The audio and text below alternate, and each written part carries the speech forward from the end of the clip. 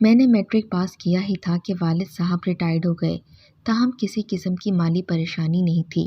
ان کا بزنس تھا، وہ کافی پیسے والے تھے۔ ریٹائرمنٹ بھی خود ہی لی تھی، حالانکہ ملازمت اچھی تھی۔ انہوں نے یہ قدم اپنے دوست کے کہنے پر اٹھایا، جس کا نام وحید تھا۔ اس کا کہنا تھا کہ ملازمت کی وجہ سے بزنس کو زیادہ توجہ نہیں دے پاتے ہو، یوں ابو نے اچھی بھلی سروس چھوڑ دی۔ والد صاحب ذہین تھے، تاہم وحید صاحب ان کے حواس پر چھائے رہتے۔ وہ ہر کام ان کے مشورے سے کرتے۔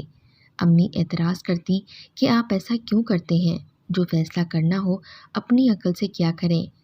والد صاحب کو اپنی اور وحید کی دوستی میں میری ماں کی یہ مداخلت سخت ناگوار گزرتی۔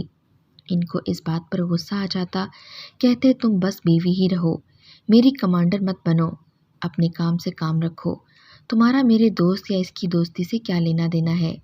اس بات پر امی ابو میں جھگڑا ہو جاتا، تب گھر کی فضا مکدر ہو جاتی اور ہم بہن بھائی سہم جاتے۔ ہم جھگڑے سے بہت ڈرتے تھے۔ والدہ کا بھی قصور نہ تھا، دراصل والد کے اس غیر معمولی رویے کا ذمہ دار ہم وحید کو ہی گردانتے تھے، جس پر میرے باپ جان چھڑکتے تھے۔ گویا ہمارے گھر میں ابو کے روپ میں وحید کی ہی حکمرانی تھی۔ یہ شخص میرے والد کے دل و دماغ پر اس طرح قابض تھا جیسے شہنشاہ جہانگیر کے دل و ذہن پر ملکہ نور جہاں راج کرتی تھی۔ تبھی اکثر ہمارے قریبی رشتہ دار بھی میرے باپ کو خپتی اور بیوقوف سمجھتے تھے، لیکن وہ بیوقوف ہرگز نہیں تھے، وہ بلا شبہ عقل مند تھے۔ اگر عقل نہ ہوتی تو ان کا کاروبار جو تھوڑے سرمایے سے شروع کیا تھا، اس طرح دیکھتے ہی دیکھتے دن دگنی رات چگنی ترقی نہ کرتا۔ شاید وحید ہی والد کے کاروبار میں معاونت کرتے ہوں کہ ان کو اپنی اتنی اعلیٰ ملازمت کی بھی پرواہ نہ رہی اور اب وہ دولت میں کھیل رہے تھے۔ والدہ اگرچہ بے حد خوبصورت اور سگڑ خاتون تھیں، لیکن میرے والد کی نظروں میں وہ ان کے بچوں کی ماں کے سوا کچھ نہیں تھیں، جو ان کی اولاد کو پال پوس رہی تھیں اور ان کے گھر کو سنبھالتی تھیں۔ ماں جتنی شکل کی اچھی تھیں، اتنی ہی نیک اور شریف بھی تھیں، مگر جیون ساتھی ان کی ذرا بھی پرواہ نہ کرتا، جیسے وہ ان کی شریک حیات نہ ہوں۔ امی ان سے ڈرتی تھیں اور ہم بھی بچپن سے ہی سہمے رہتے تھے، کیونکہ وہ ایک غصولے باپ تھے۔ جب ان کو غصہ آتا تو ہم کو اندھا دھند پیٹنا شروع کر دیتے، تو وہ یہ نہ دیکھتے کہ کس کا قصور ہے کس کا نہیں۔ پیار کرنے پر آتے تو بہت پیار کرتے، اتنا کہ ہم سمجھتے کہ ابو سے بڑھ کر کوئی اور شفیق انسان ہی نہیں۔ خدا جانے وہ کس قسم کے ذہنی انتشار کا شکار رہتے تھے، یہ تو میں آج تک بھی نہیں سمجھ سکی۔ بس سمجھتی تھی تو اسی قدر کے وحید کے روپ میں میرے والد نے گویا آستین کا سانپ پال رکھا ہے، جو ان کی گھریلو خوشیوں کو ڈستا رہتا ہے۔ اسی شخص نے ان کو دختر زر کا عادی کیا، اور پھر نوبت یہاں تک آ گئی کہ دونوں گھر پر بھی کمرہ بند کر کے گھنٹوں اس مشروب کو پینے سے باز نہ آئے۔ یہ بات امی کو ہی نہیں، ہم سب کو بھی ناگوار گزرتی تھی، مگر کیا کرتے، وہ با اختیار اور ہم ان کے محکوم و مجبور۔ میں امی کے آنسو پونچھ کر ان کو چپ کراتی اور تسلیاں دیتی کہ دعا کریں ہمارے والد رائے راست پر آ جائیں اور یہ منحوس شخص ان کی زندگی سے نکل جائے، جس نے کبھی برے وقت میں ابو کو قرض دے کر گویا اپنے اس احسان سے خرید لیا تھا۔ رفتہ رفتہ یہ شخص ان کی زندگی میں داخل ہوا کہ ہمارے گھریلو فیصلے بھی وہی کرنے لگا۔ ابو نے وحید کے کہنے سے ہی میری پڑھائی بھی ختم کروا دی تھی۔ بعد میں میری شادی بھی اسی کے کہنے پر والد صاحب نے اس کے ایک رشتہ دار سے کرا دی، حالانکہ جس شخص سے میری شادی ہوئی وہ ذرا بھی میرے جوڑ کا نہ تھا۔ وہ نہ تو خوش شکل تھا اور نہ ہی دولت مند، ستم بلائے ستم کے پڑھا لکھا بھی بس واجبی ہی سی تھا۔ اس کا نام ممار احسن تھا۔ یہ ایک لا ابالی سا انسان تھا، آرام طلب اور کام چور، کوئی کام بھی دل جمائی سے نہیں کرتا تھا۔ خدا جانے وحید کو ممار احسان کے گھرانے سے کیسا لالچ تھا جو اس نے مجھ کو آگ میں جھونک دیا۔ امی میری ممار سے شادی پر قطعی راضی نہ تھیں۔ جب وہ لڑکے والوں کا گھر دیکھ کر آئیں تو بہت روئی تھیں، مگر والد نے زبردستی یہ رشتہ ان سے منوایا اور میری شادی ممار سے کرا دی۔ میرے دل میں بچپن سے جو نفرت کا پودا موجود تھا، والد کے اس فیصلے پر وہ ایک تناور درخت بن گیا۔ زبردستی کی شادی میرے مزاج کو درہم بھرم کر کے رکھ دیا۔ نکاح کے وقت تو میں مجبور تھی، ماں نے کہا کہ خاندان کی لاج رکھنی ہے، تبھی میں نے زبان نہ کھولی۔ لیکن شادی کے بعد دل میں بغاوت نے کچھ اس طرح سے سر اٹھایا کہ میں اس آگ سے اپنا دامن نہ بچا سکی۔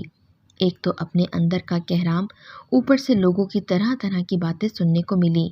کوئی کہتا اس بیچاری کی قسمت پھوٹ گئی، ماں باپ نے بن دیکھے بھالے ایسے گھر بیاہ دیا ہے کہ اب قسمت کو روئے گی۔ کوئی کہتا کہ حور کے پہلو میں لنگور، خدا کی قدرت یہ تو اتنی خوبصورت، اور ممار میاں یہ کہاں راج پوج اور کہاں گنگوا تیلی، مگر اس تیلی کی مراد بر آئی تھی۔ ان باتوں نے میرے اندر کے الاؤ کو اور دھکا دیا۔ خوبصورت ہونے کا جب لوگوں نے احساس دلایا تو روح میں اضطراب بھر گیا۔ شوہر کو خود کے لائق نہ سمجھتی تھی، ممار کو سامنے دیکھ کر بے حس ہو جاتی۔ ان کو میرے سرد رویے پر غصہ آتا، بات بات پر میرا شوہر مجھ کو مارنے کو دوڑتا، شوہر مچاتا، برتن پٹکتا، لیکن شریف ماں کی خاطر سب کچھ سہتی کہ انہوں نے نصیحت کی تھی، بیٹی گھر اجاڑ کر مت آنا ورنہ مجھ کو بہت تکلیف ہوگی۔ گھر اجاڑنا نہیں چاہتی تھی مگر گھر بسائے رکھنے کی بھی ہمت نہیں پاتی تھی۔ ممار کے گھریلو اور مالی حالات دونوں ہی ناسازگار تھے، اس پر وہ شدید احساس کمتری کا شکار تھا۔ بات بات پر لان تان کرتا اور میں اندر ہی اندر گھلتی رہتی۔ اس پر ستم یہ کہ ممار کی عادتیں عورتوں والی تھیں، ادھر کی بات ادھر لگانا، ایک بات کو 1000 بار دہرانا اور جگہ جگہ میری شکایتیں کرنا۔ ممار احسن کی عادتیں قطعی احسن نہ تھیں اور مجھ سے اس کی عادتیں بالکل مختلف تھیں۔ میرے میکے سے کوئی آ جاتا، میں گھر کی کوئی بات ان سے نہ کہتی۔ جھگڑا ہو رہا ہوتا تو میں پردہ ڈال دیتی، گھر کے تقدس اور احترام کو ہر صورت قائم رکھتی، مگر میرا شوہر انتہائی نجی اور ذاتی سوالات کو بیچ چوراہے پر بھی بیان کرتا رہتا۔ مجھ کو اس کی ان حرکتوں سے سخت کوفت ہوتی رہتی۔ میری زندگی دن بدن تلخ ہوتی گئی اور والدین میری خوشی کی وجہ سے یہی سمجھتے رہے کہ میں اپنے گھر میں خوش ہوں۔ قصور تو میرا تھا کہ ممار کے پروپیگنڈے کی تردید نہ کرتی، سب مجھ کو اوچھا پن لگتا اور لوگ اس کی باتوں کا یقین کر لیتے۔ اس کے سب رشتہ داروں کے گھر قریب تھے، ایک ایک گھر جا کر کہتا کہ میری بیوی کھانا نہیں پکاتی، حالانکہ سبزی گوشت سب سودا سلف لا کر دیتا ہوں۔ میں کسی سے کچھ نہ کہتی، یہ کسی کو نہ بتاتی کہ وہ کچھ لاتا ہی نہیں ہے تو کیا پکاؤں، بس عزت کے خیال سے چپ رہتی، اور لوگ کہتے کیسی بری عورت ہے کہ شوہر کو کھانا پکا کر بھی نہیں دیتی۔ بیچارہ رشتہ داروں کے گھر کھانے کی خوشبو سونگھتا پھرتا تھا۔ ایسی بے شمار باتیں تھیں جو مجھ کو دلی صدمہ پہنچاتی تھیں۔ سسر کی پینشن سے گزارا اوقات مشکل تھی اور ممار چند دن ایک جگہ کام کر کے گھر بیٹھ جاتے، پھر جب فاقے پڑنے لگتے تو کام ڈھونڈ کر نئے سرے سے نکلتے، کبھی کام مل جاتا اور کبھی نہیں ملتا۔ اگر کام پر لگ جاتے تو چند دنوں بعد بے چینی ان کو گھیر لیتی کہ نوکری مزاج کے مطابق نہیں ہے، سستی کرتے اور اکثر لیٹ ہوتے رہتے۔ کچھ عرصے بعد کام پر جانا چھوڑ دیا اور گھر بیٹھا رہا تو گھریلو حالات مزید کشیدہ ہونے لگے۔ ان کے بڑے بھائی اور بھاوج نے خرچے کے لیے رقم دینے سے صاف منع کر دیا۔ مجھ سے کہا کہ اب تم اپنے باپ سے ہر ماہ خرچے کی مد میں کچھ رقم لایا کرو۔ میں نے سوچا کہ ایک بار باپ کے گھر سے رقم لائی تو پھر ہمیشہ لانی پڑے گی، اور یہ تو بالکل دیوار سے ٹیک لگا لیں گے اور ہاتھ پر ہاتھ دھر کر بیٹھ جائیں گے۔ میں نے ممار سے کہا کہ میں میکے سے رقم نہیں لاؤں گی، ہاں تم کو اعتراض نہ ہو تو پڑھی لکھی ہوں، خود کام ڈھونڈ لوں گی۔ جواب دیا تو پھر دیر کس بات کی، میری طرف سے اجازت ہے، آج ہی اپنی ملازمت کی تلاش میں نکل پڑو۔ ابو کے ملنے والوں میں سے ایک صاحب، جن کو ہم امتیاز صاحب کہتے تھے، ان کی ایکسپورٹ فرم تھی، میں ان کے ہاں گئی۔ انہوں نے حوصلہ دیا کہ تمہارے والد کے ہم پر بہت احسانات ہیں، سمجھو کہ یہ فرم تمہاری ہے، جب چاہو آ جاؤ۔ اس طرح میں نے امتیاز صاحب کی فرم میں ملازمت کر لی۔ امتیاز صاحب مجھ سے عمر میں دگنے تھے، لہٰذا بہت سلجھے ہوئے انسان تھے۔ وہ مردانہ حسن کا نمونہ تھے، با اخلاق اور محنتی بھی تھے۔ میرا کام دیکھ کر تو متاثر ہو گئے۔ میں نے ان کو ایک ٹیکسٹائل ڈیزائن بنا کر دیا، میرا بنایا ہوا نمونہ تو قبول ہو گیا، وہ بہت خوش ہوئے، ہمت افزائی کو مزید ڈیزائن بنانے کو دیے۔ میرے گھریلو حالات سے بخوبی واقف تھے، میری شادی میں بھی آئے تھے، ممار اور ان کے گھر والوں کو بھی جانتے تھے۔ میری شادی کے موقع پر انہوں نے والد سے بھی کہا تھا کہ تم نے لڑکی کو کہاں پھنسا دیا ہے، یہ لوگ اس لائق نہیں ہیں کہ ان سے ناتا جوڑا جائے۔ خیر، نصیب کی بات ہے۔ امتیاز صاحب نے مجھ کو معقول مشاہرے پر ملازمت دے دی۔ میں بہت خوش تھی، خوب محنت سے کام میں نام پیدا کیا۔ امتیاز صاحب بہت خوش ہو گئے۔ میں تو اتنی محنت اپنے گھر کے حالات سدھارنے پر کر رہی تھی، معلوم نہ تھا کہ امتیاز صاحب کے دل میں میرے لیے رفتہ رفتہ پسندیدگی کے جذبات بڑھتے جا رہے ہیں۔ وہ میری تعریف کرتے، کہتے کہ تم میں بہت صلاحیت ہے، لیکن تمہارا شوہر تمہاری قدر نہیں کرتا۔ وہ تم کو کیا سکھ دے گا جو کہیں جم کر کام ہی نہیں کرنا چاہتا۔ غرض میں سمجھتی تھی کہ یہ میرا بہت خیال رکھتے ہیں اور اس طرح کی باتیں کر کے دکھ بانٹتے ہیں۔ جب میں پہلی تنخواہ لے کر آئی تو ساس اور شوہر کو بےتابی سے تنخواہ کا منتظر پایا۔ انہوں نے مجھ کو سانس بھی نہیں لینے دیا اور جھٹ تنخواہ کا مطالبہ کر دیا۔ میں نے اپنی ساری تنخواہ شوہر کے ہاتھ پر رکھ دی۔ بس پھر کیا تھا، اللہ دے اور بندہ لے۔ میرے شریک زندگی نے اس دن کے بعد تو جیسے قسم کھا لی کہ اب کام عمر بھر نہیں کرنا ہے، کوثر کمائے گی اور ہم کھائیں گے۔ وہ مہینے بھر میری تنخواہ کا انتظار کرتا۔ اس انتظار میں گھر میں بستر پر پڑا رسالے پڑھتا رہتا۔ اس کا یہ حال دیکھ کر مجھ کو دکھ ہوتا تھا، لیکن منہ سے کچھ نہیں کہتی تھی۔ ادھر امتیاز صاحب کے میرے دکھ سکھ میں دلچسپی لیتے، میری ہر بات کی خیر رکھتے تھے۔ چھٹی کے وقت گھر جانے کو اگر سواری نہ ملتی اور میں سڑک پر کھڑی ہوتی تو وہ اپنا ڈرائیور بھیج دیتے کہ جاؤ کوثر بی بی کو گھر چھوڑاؤ۔ ان کی عنایتیں اس قدر بڑھتی گئیں کہ بالآخر میں کچھ سوچنے پر مجبور ہو گئی۔ اب امتیاز صاحب کی اس بات میں صداقت محسوس ہوتی کہ ہیرے کی قدر جواری ہی جانتا ہے۔ مجھ کو اپنے نکھٹو اور خود غرض شوہر سے نفرت محسوس ہونے لگی، جس کو سوائے تنخواہ کے میری کسی بات سے غرض نہ تھی۔ وہ یہ بھی نہ سوچنا چاہتا تھا کہ میں کس طرح اور کہاں سے اتنی رقم لے کر آتی ہوں۔ ایک بار سخت بیمار ہو گئی۔ علاج معالجہ کرانے کی بجائے ساس اور شوہر کو یہ فکر لاحق ہو گئی کہ کہیں اس کی نوکری نہ چلی جائے۔ دراصل میں امید سے تھی اور میری طبیعت خراب رہنے لگی تھی۔ میرا بالکل جی نہ چاہتا تھا کہ میں کام پر جاؤں، جبکہ ممار چاہتا تھا کہ میں ماں بننے کے معاملے سے جان چھڑواؤں تاکہ میری نوکری جاری رہے اور بچوں کی فکر سے آزاد رہ کر کما سکوں۔ جب شوہر نے ایسا قدم اٹھانے کا کہا تو مجھ کو اس قدر صدمہ ہوا کہ بیمار پڑ گئی۔ اس صدمے کی وجہ سے میرے ساتھ یہ حادثہ گزرا کہ ماں بننے کی سعادت سے محروم ہو گئی۔ اس رنج نے پھر گویا میرے دل و دماغ کی کایا ہی پلٹ کر رکھ دی۔ سوچ لیا کہ اب ان لوگوں نے مجھ سے کسی بات پر جھگڑا کیا تو ان کا گھر چھوڑ دوں گی۔ ہوا بھی یہی کہ ایک روز جب کہ ممار نے بلا وجہ میری کسی چھوٹی سی بات پر بے عزتی کی تو میں ماں کے گھر چلی گئی اور ان سے اپنے سارے دکھ بیان کر ڈالے۔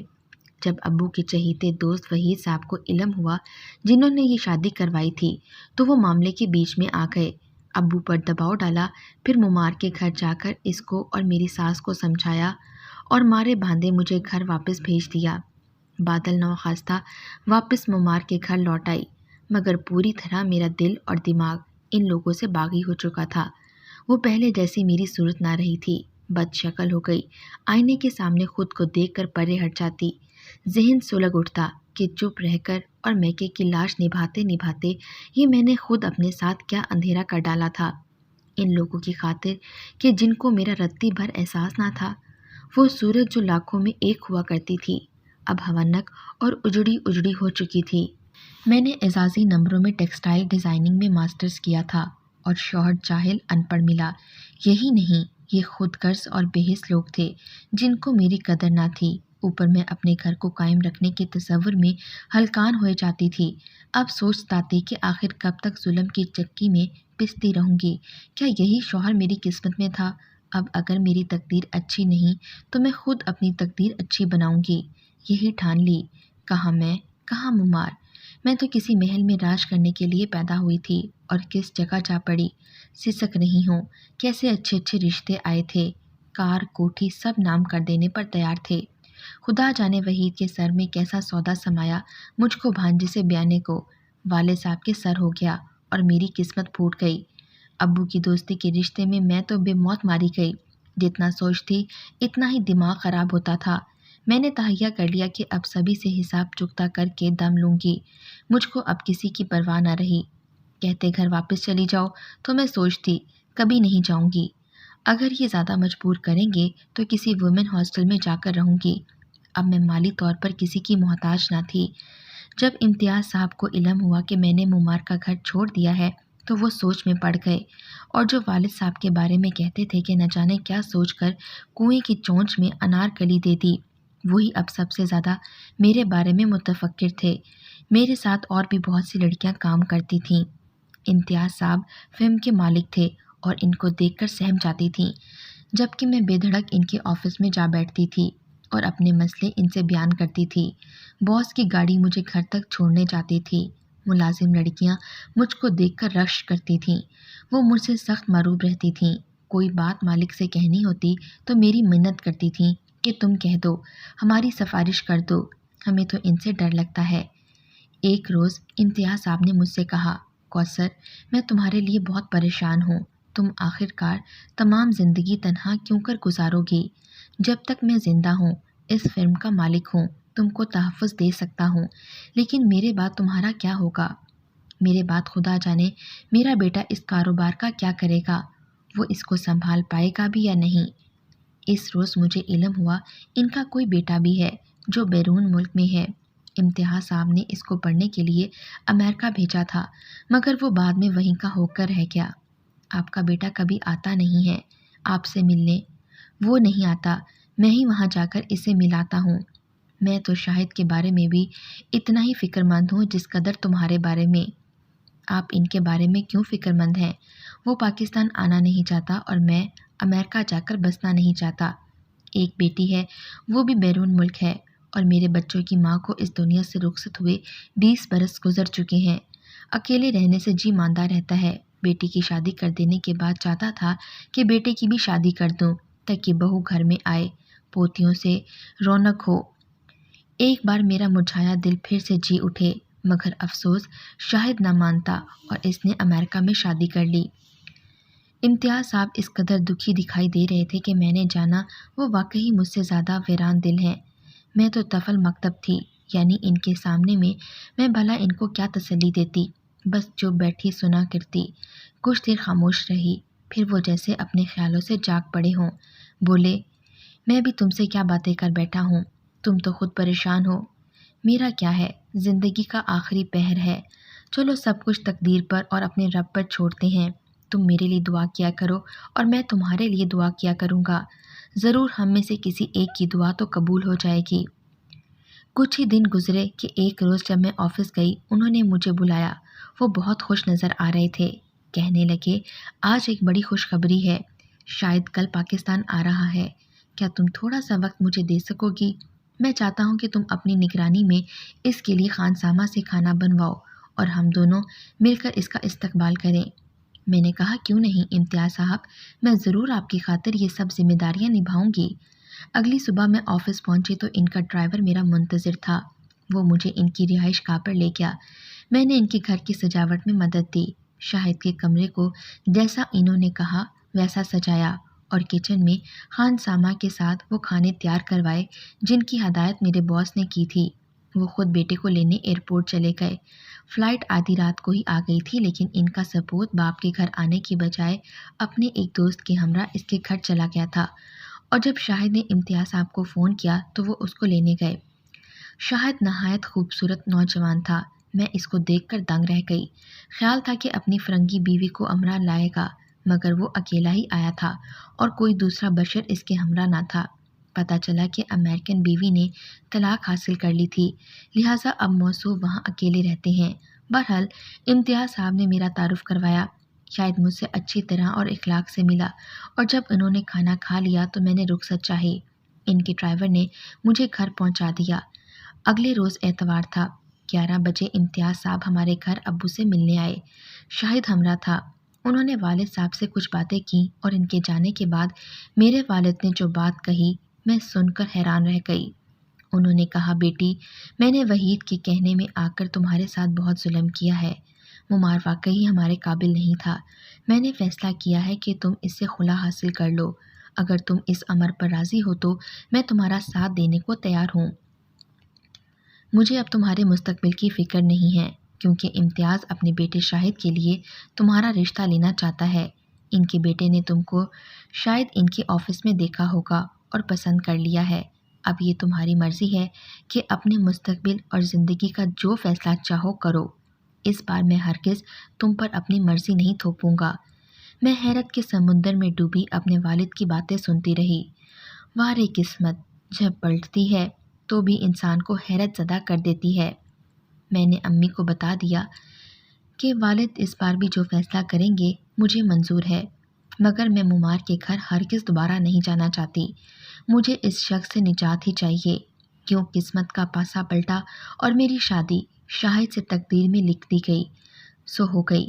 حالانکہ میں نے شاہد کو کبھی دیکھا نہیں تھا اور نہ تصور میں ایسا کچھ سوچا بھی تھا کہ ممار سے خلا لوں گی اور شاہد سے شادی ہوگی۔